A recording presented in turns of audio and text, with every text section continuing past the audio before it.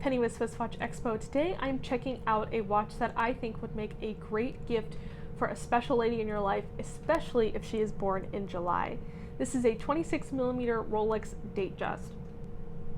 As you can see, it's on the iconic President bracelet with the hidden clasp.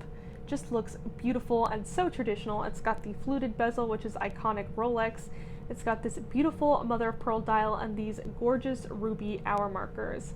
Now, rubies traditionally mean love, health, and wisdom, so I think it's a beautifully symbolic gift to give, especially if they're born in July, because rubies are the birthstone for July.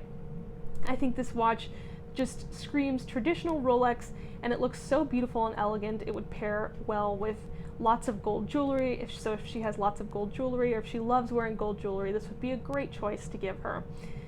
I think that this watch would make a beautiful gift that any lady would love to receive. So if you're interested in picking up this watch as a gift or as a gift for yourself, check out our entire Rolex Datejust collection at SwissWatchExpo.com.